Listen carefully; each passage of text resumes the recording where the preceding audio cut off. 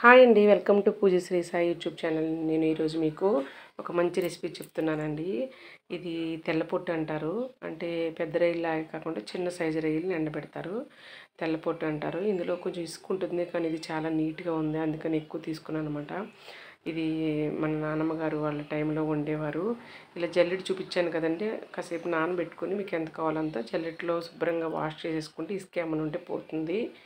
తర్వాత ఆనియన్స్, పచ్చిమిరపకాయలు మీరు ఎంత క్వాంటిటీ తీసుకుంటున్నారో దాన్ని బట్టి తీసుకొని బాగా ఫ్రై చేసుకొని పసుపు, కారం, ఉప్పు తగినంతగా, అల్లం వెల్లుల్లి పేస్ట్ కొద్దిగా యాడ్ చేసుకోండి. మసాలా ఏమీ అవసరం లేదు. ప్లెయిన్ కర్రీ చాలా బాగుంటుంది. సో మగ్గిన తర్వాత వాటర్ వేసేసుకొని మనం ఎగ్ కలుపుకుంటామే. ఇక్కడ మెయిన్ పిల్లలకి బాగా నచ్చుతుందండి. సో ఎగ్ మనకి ఒకటి కావాలంటే ఒకటి, రెండు అయితే రెండు, మీ క్వాంటిటీని బట్టి మీరు ఎగ్ యాడ్ చేసుకోండి.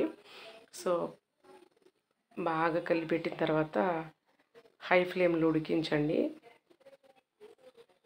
చాలా ఇష్టంగా తింటారు పిల్లలు కూడా. ఇది నాన్ వెజ్ అయినప్పటికీ కూడా అది తెలియదు అనమాట.